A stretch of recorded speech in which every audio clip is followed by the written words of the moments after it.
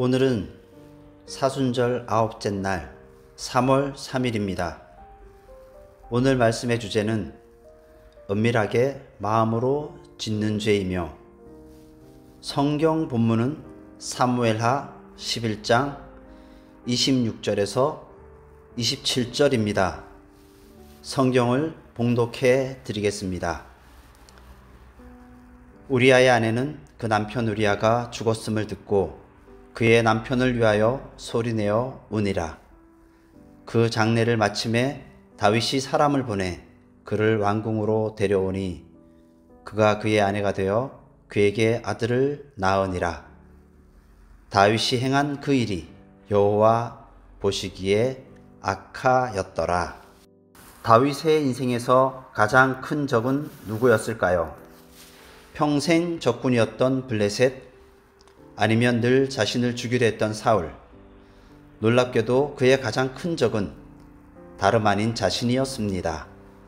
다윗은 바로 자신 때문에 타락한 적이 있습니다.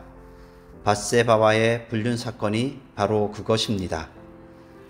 이스라엘이 아직 한참 전쟁 중이었던 때에 다윗은 사활을 걸고 출전하는 대신 부하들만 전쟁터에 내보내고 자신은 오침을 즐기는 등 왕으로서 책임을 다하지 않았습니다.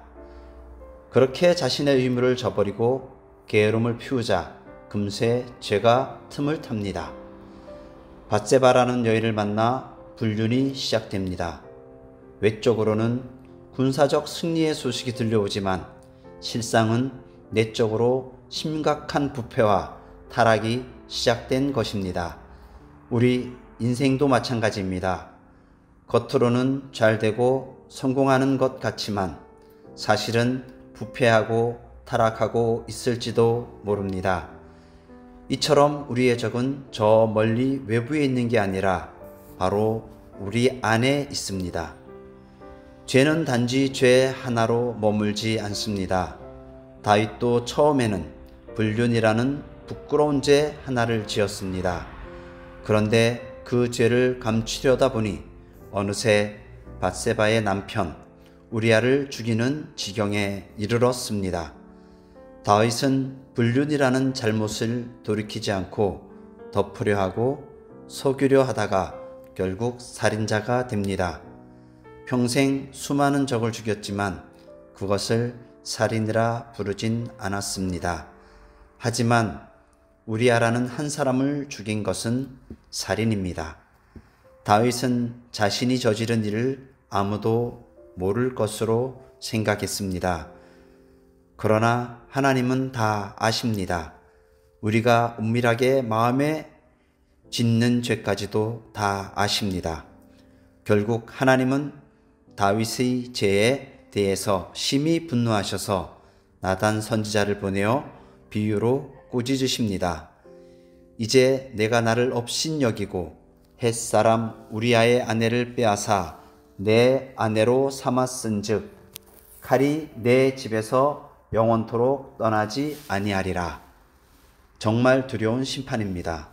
밧세바 사건 이후부터 다윗은 도망다니고 실패하고 자식들끼리 죽이고 싸우는 비극들이 연이어 나타납니다.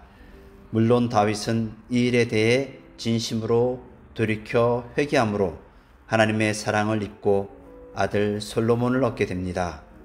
잊지 말아야 합니다. 죄가 죄를 부릅니다. 죄는 모든 것을 파괴합니다. 그렇기에 잘못되었을 때 즉시 돌이키는 사람이 지혜로운 자입니다. 잘못을 시인하고 멈출 줄 알아야 합니다. 그것이 회개입니다. 회개는 후회와는 전혀 다릅니다. 실수인 줄, 잘못인 줄 알고서도 그 죄를 반복하는 게 후회입니다. 그러나 진정한 회개는 돌이킴입니다. 죄의 원인 자체를 멀리하는 것입니다.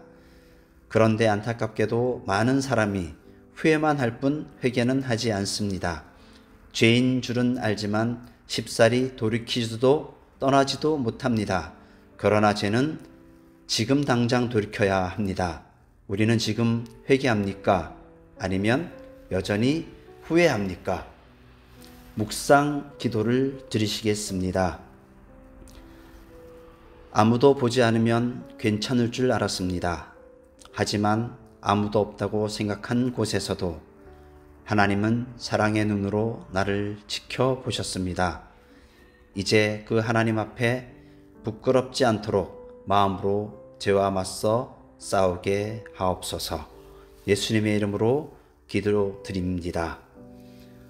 오늘 봉독한 사람은 예배부 소동식 장로입니다.